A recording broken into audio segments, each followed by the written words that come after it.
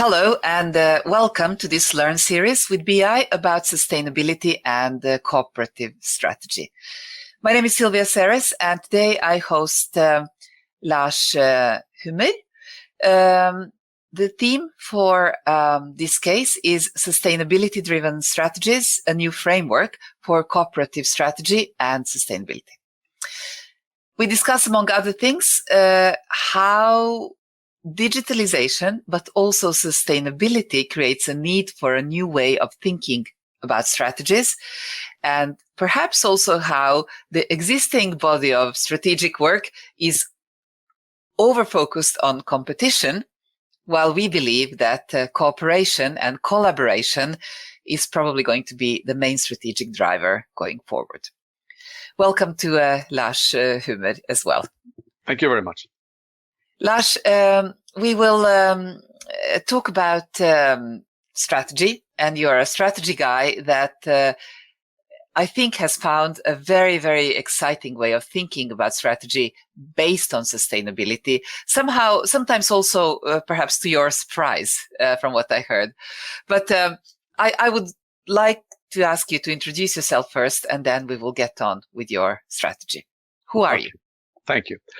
The Lars part is Swedish, the Huemer part is Austrian, but I've been living in Norway for a long time.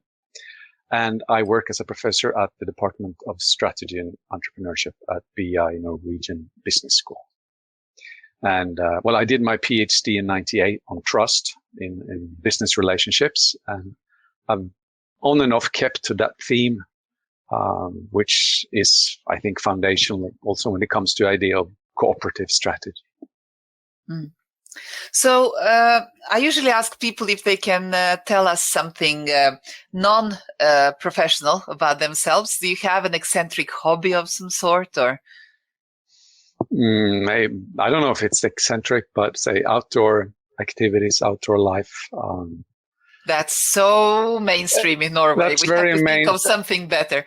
That's very mainstream. You like rock music with focus on drums or something like that? I do. Actually, we're going to listen to Toto this evening. And we went to Öja to listen to Nick Cave. So, okay. Music is fine, but it's sort of mainstream as well. So anything, no. Maybe I'm taking the outdoor thing a bit extreme, but not super extreme. Yeah. So. Very nice. Very nice. And Nick Cave, I'll follow you on that. I wish I was there. So Lars, when we started preparing this part of the sustainability series with the BI, I got really excited when you told me how you think that, so much of the theoretical body of knowledge in the subject of strategy is focused on competition. And we educate our students to think about competitive positioning. And, it's Porter's forces, and it's always finding a competitive edge over somebody. And it ends up in a behavior that you describe, I'll bleed, but you will bleed more when times get really rough and there is polarization, and there'll be more and more of that. Yeah. And you say that the ecosystems and the platforms of tomorrow actually create a space for a completely new way of thinking about strategy. And it is strategy based on collaboration when you can, competition when you must. And so I would like you to tell us a little bit more about, how did you start thinking about these cooperative, collaborative strategies? I think there are many explanations, but if we look at how business life or organizational life actually functions, of course, there's tons of examples of cooperative partnerships, alliances, and so forth. So there's nothing uncommon as such about this at all in real life. And there are examples, of course, also in the academic literature about cooperative endeavors, alliances, and partnerships. So there's plenty as such of articles in this domain. But as you say, there's still in the strategy domain, we are still, I would say, obsessed by the idea of being competitive and having a competitive advantage. And sometimes it's, I describe it as maybe an unfortunate dance or interaction between us and practitioners. We go out and ask people about, so Silvia, what's business life like? And you look at me seriously and say, Lars, it's a jungle out there. It's really tough. It's really hard. The margins are really thin, and so forth. And then I listen to you, and I go back to my office and I write an article or a book, which, if it becomes successful, will be used for teaching purposes. And then the new bachelor students come in and they read in the book that all business life is about. It's about eat or be eaten. It's very competitive. The margins are so. We just recreate the idea that this is a jungle. We say that strategy is about winning, and of course I agree with that statement, but we have to put it in perspective, because in a win-lose setting, strategy is about winning implies that someone must lose. And then, as you mentioned Porter's 5 forces, which is a great framework for what it does, but it really describes all the forces in an industry as threats. The industry would actually like to have weak, uninformed suppliers and weak, uninformed customers, which is troublesome at times. So there is if you hit competitive advantage in one of our search engines on the school, you'll get more than 200,000 articles. And competitive advantage is a notion that I am better than you. We're looking at the individual firm, the individual organization, and we think about being better than someone else. I'm interested in how we can become better together, how we can co-create value. And I'm not, and by far not alone in doing that, but what we will hopefully come to at the end of this talk will be more, what we have tried to contribute with is a concrete analytical framework that resides within the cooperative strategy domain and not the competitive strategy domain. So, you just made me think back to my time at INSEAD. I did my MBA there ages ago. And I remember the big kind of strategic breakthrough at the time was this blue ocean strategy, which was also about competition. But the idea is, of course, get out of the bloody red ocean where everybody's competing and find a space where you have no competitors. But it's still about competition rather than, find yourself a really friendly beach, make sure that there are lots of people to play with, and then build something amazing there. Yeah. No, I totally agree. The blue ocean, if you've been out swimming or diving and you find yourself in a truly blue ocean, it's quite scary because there's nothing there. It's just deep. Except a few sharks, perhaps. Maybe a few sharks. Instead of using the blue ocean metaphor, I use the reef. Because if you want to you co-create value in a reef, you try to become, this is an expression I've stolen from some colleagues, Louise Young and Ian Wilkinson, but because winning in a competitive strategy mode is about being better than someone else. Winning in the reef or in a rainforest metaphor, which is another metaphor I've stolen from colleagues, Håkan Håkansson and colleagues, is that how can you become a viable participant in this evolving network or in this evolving ecosystem? How can you help others to co-create value, and how can you get help from them? So it's a question about goal alignment. It's not zero-sum games. I love the idea of the reef, actually, and I think I like it more than the rainforest because I think of a reef also as consisting of these corals, and they are a symbiotic armada of tiny little animals. And it is all about, creating a sustainable life for all of them. And I think of these new digital platforms, and they talk a lot about, creating an ecosystem, but very often they're dominated or controlled by one company. There is the Google ecosystem, there is the Amazon ecosystem, there is the Microsoft ecosystem, and the whole game, there is the Alibaba ecosystem, and the game is to kind of get everybody on it and control it completely and make sure nobody can ever get out. So it's that kind of monopolizing of the reef that is not very good for the reef. No, it's not good for the reef. You don't want to be locked into a relationship, be that a business relationship or your private relationships. You don't want to feel locked in. You want to be there because you want to, not because you have to, or you have no other options. So I think we in another podcast in this series we can learn, for instance, from the Parkio ecosystem when it comes to making garages into service hubs, that their approach to making this ecosystem is not so much based on lock-in effects, but open sharing of data, where you see that, hey, I would like to hang out in this reef. This is a good reef for me. And actually, I feel appreciated because the other species and the corals seem to benefit from my presence. It's all about interdependencies. And competitive strategy is, I would say, not too good at highlighting interdependencies. We focus on independence. We don't see the big picture. Mm. I think you've just given me a new way of talking about digital strategy, because I think when I try to create a sense of urgency, I believe we are moving too slow when it comes to taking positions in the new digital business space. I think we haven't really appreciated the data's value creation capacity. We think of data as something we'll get around to use, but I think we need to experiment with it and find out very quickly how does it create new value and new services and so on. And so I'm really worried that we are moving too slow. I'm really worried about the lock-in effect towards the large international mega monopolies. But of course, the practical problem is that there are very few alternatives.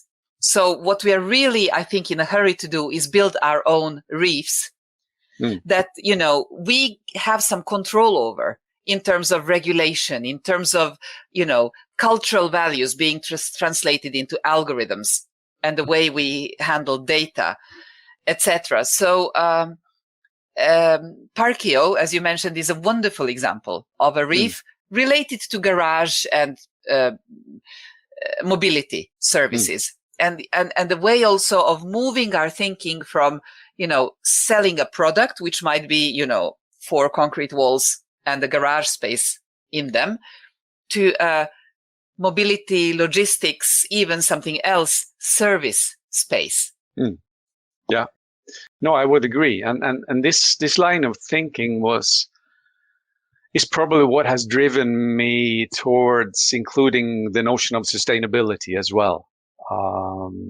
The last year or so, I've been asked to give talks in different settings or say things about sustainability.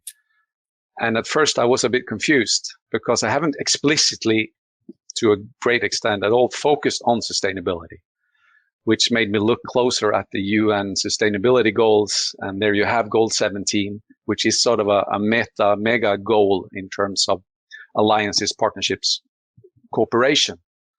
Once I started to look at that and then realizing the importance of goal 17 to achieve 1 to 16, then you can see that there is an important connection between strategy, cooperative strategy, and these sustainability goals. Because we have a challenge if we do only focus on competitive strategy, we won't see the interdependencies between these goals.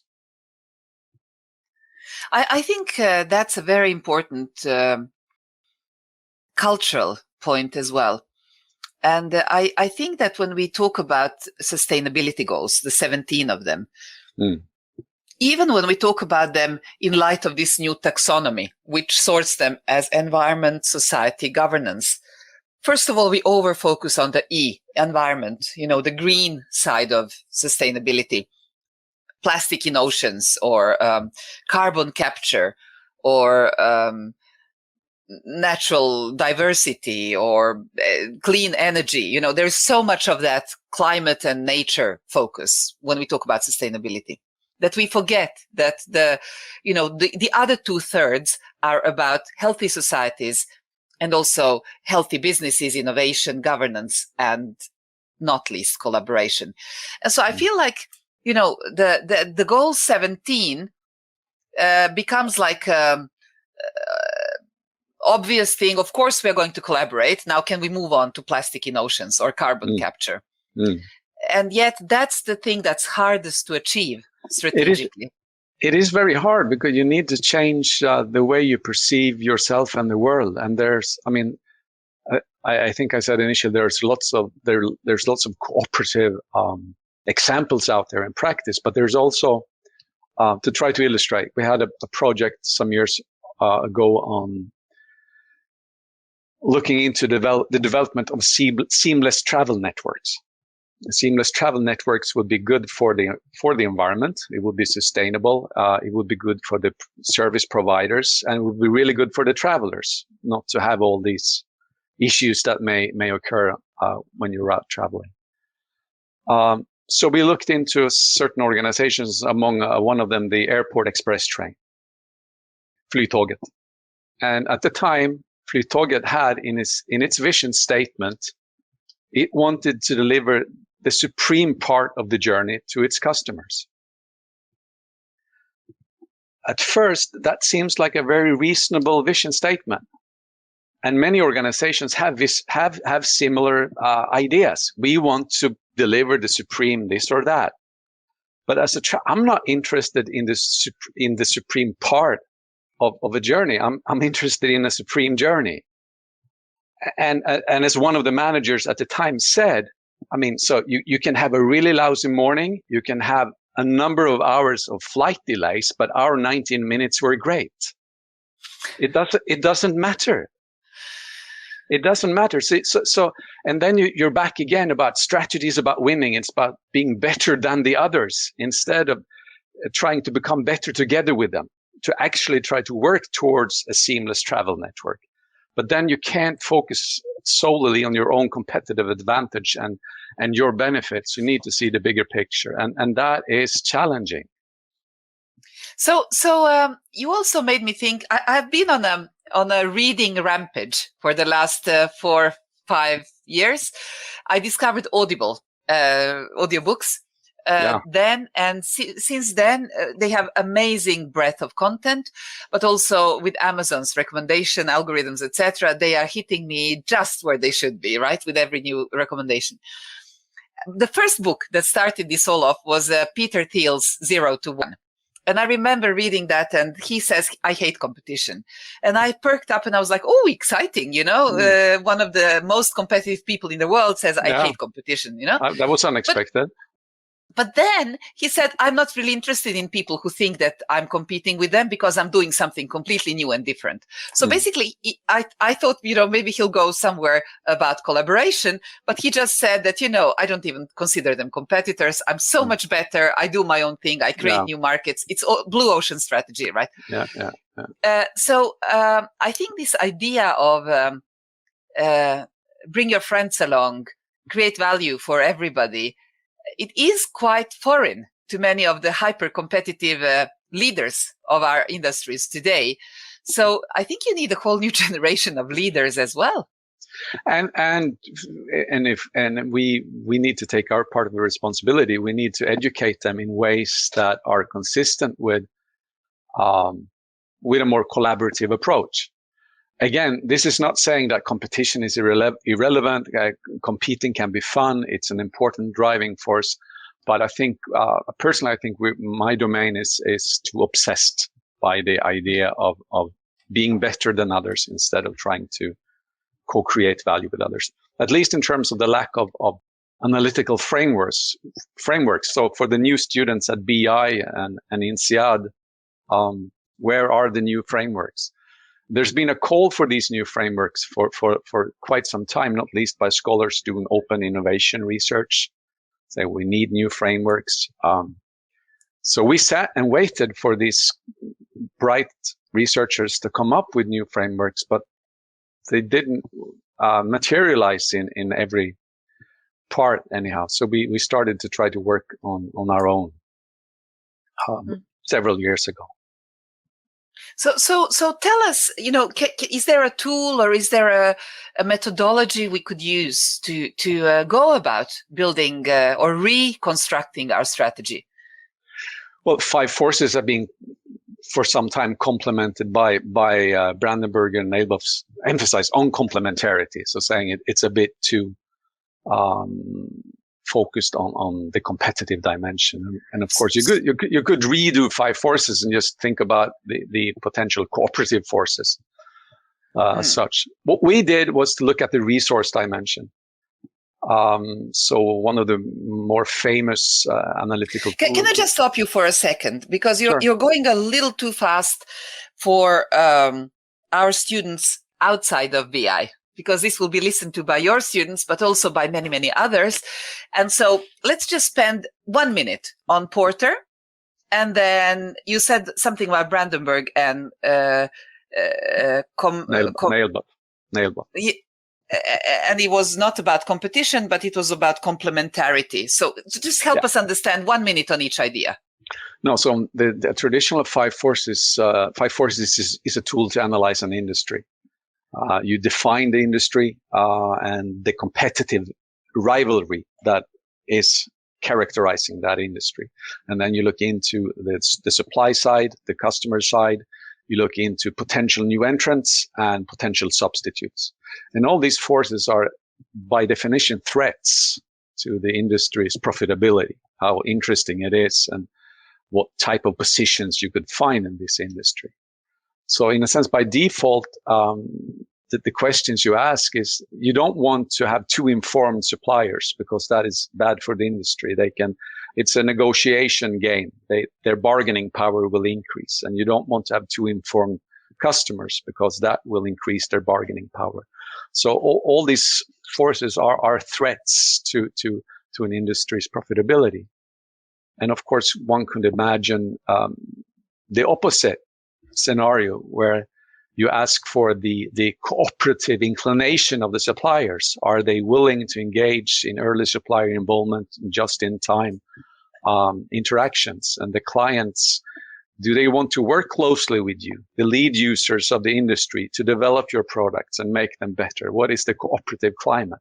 But that is totally out of the scope, in a sense, of a traditional 5 forces analysis. It's clearly focused on competitive strategy and helping you to find, at the end of the day, a position where you can enjoy a competitive advantage.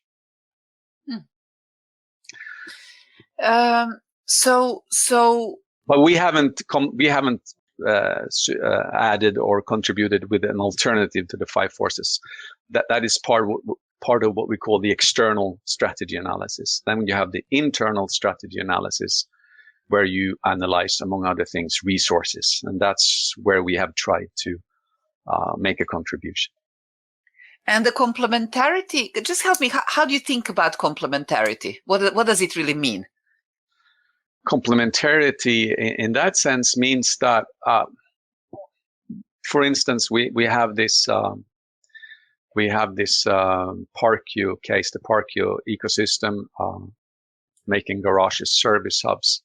So the more an additional number of service providers will add value to that ecosystem. So they complement one another in making the ecosystem more sustainable by integrating more and more services. They extend each other and kind of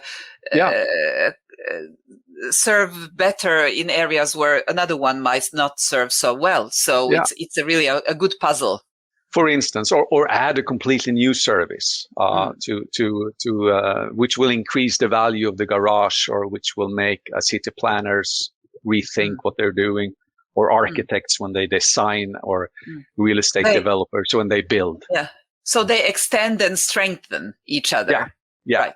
And that is not necessarily what you see when you do a traditional 5 forces analysis. Okay, so this resource game then, what is that?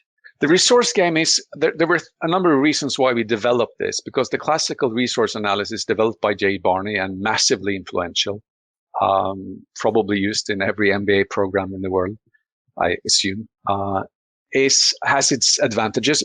This is where I admit I've forgotten about it, so help me. What does it mean? It means the VRIO analysis is about, the objective of doing it is that you want to see if you can reach a competitive the nirvana of the strategist is a sustainable competitive advantage. So the objective of the VRIO, the resource analysis, is to see, will this resource give you a sustainable competitive advantage or not? And VRIO is sort of an acronym for you identify a resource, you look at it, and then you say, is this resource valuable? Is it rare? Is it inimitable, hard to imitate? And is it non-substitutable and or well organized? That's sort of the analytical sequence that you do when you look at these resources. In order what was the V? Valuable. Valuable. Yeah. So valuable, rare, inimitable, and organized. Organized. N stands for non-substitutable. It was initially VRIN, and then it developed into VRIO. So this is a great tool if you wanted to. The challenge with the tool from a cooperative strategy standpoint is that, first of all, the objective is to find a competitive advantage. Many organizations do not seek a competitive advantage. They're not in that position, and other organizations only at times seek a competitive advantage, but they're always interested in value creation of some kind, and that can be defined in many different ways. So we wanted to design a tool that was focusing on value creation. That was one of the notions. And then we wanted to focus, we felt the need to redirect the focus on how you evaluate resources. Because rare and inimitable can be great if you want to achieve a competitive advantage, but they're not necessarily of importance when you want to create value. So we need to ask other questions. For instance, to try to illustrate, the corona vaccine. Do we want the corona vaccine to be rare and inimitable?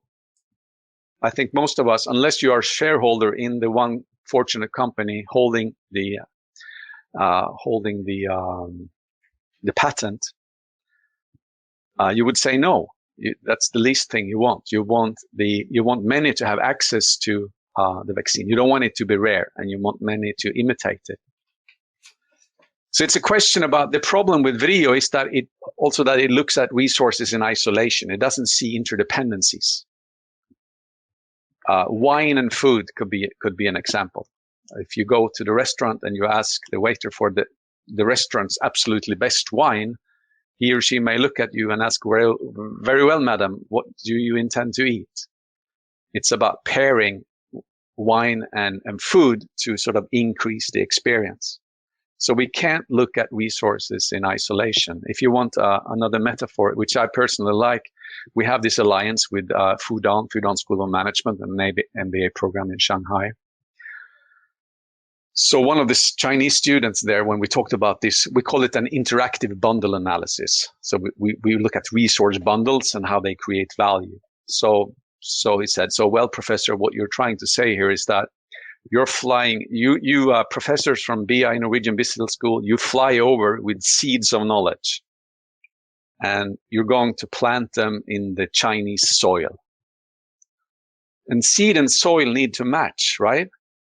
So sometimes when it's really turbulent over Mongolia and I can't sleep, I start to think about, what if maybe I am a really good seed, but it won't match with the soil. The soil is really good.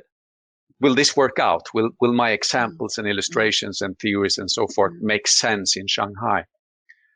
But we have a tendency to think about the best resource, the weakest link, what is waste, and so forth. And that only makes sense if you analyze resources in isolation.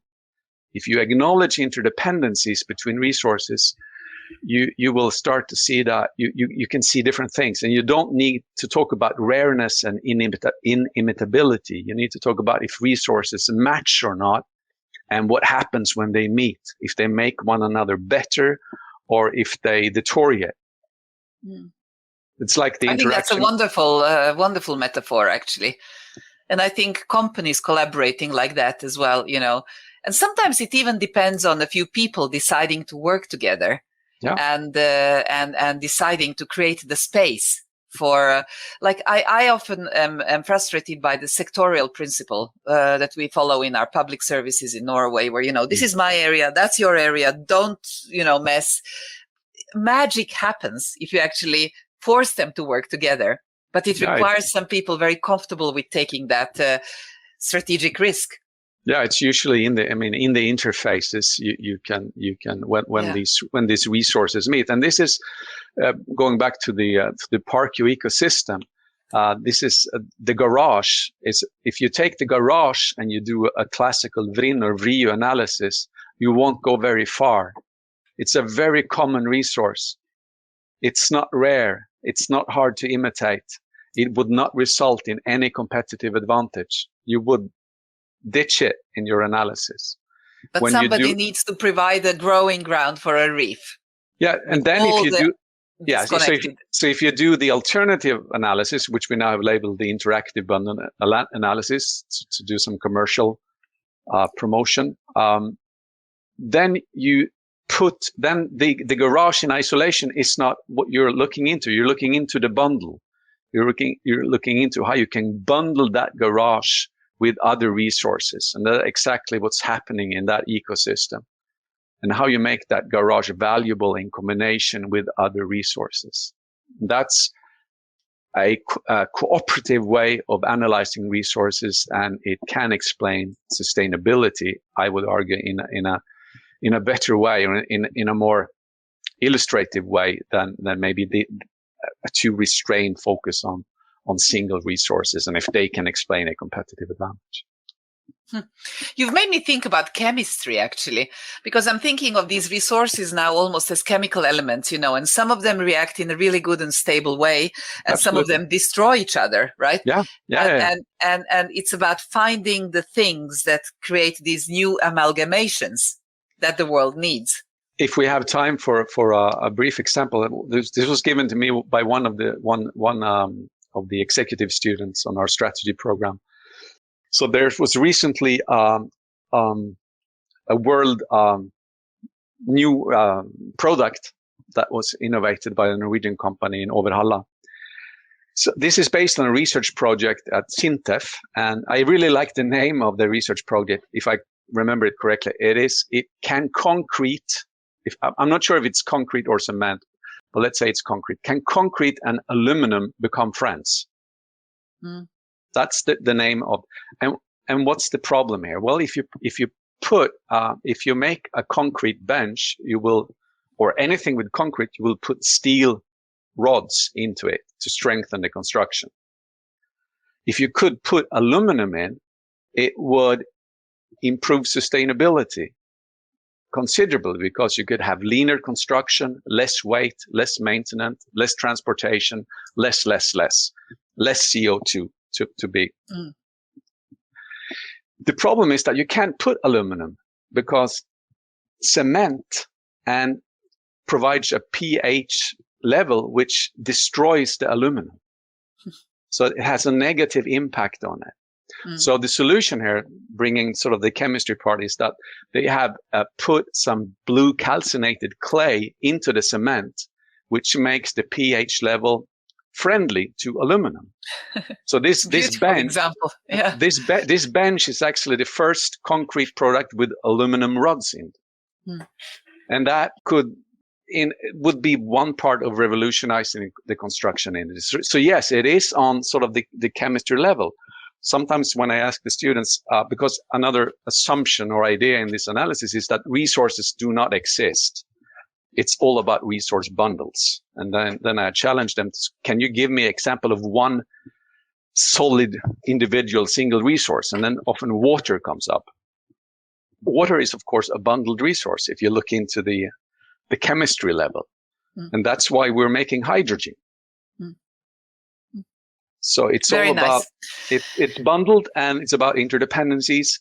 And if you have a resource that you call waste, according to this way of thinking, it just means that you have not managed to bundle that resource in an efficient way with something else. And then you can leave the very rare and inaccessible resources and that strategic game to people who can't think of creation. And you can create a lot of value by finding up these new materials.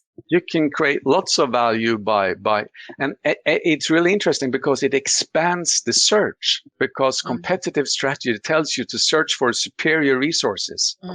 Superior resources are rare and inimitable.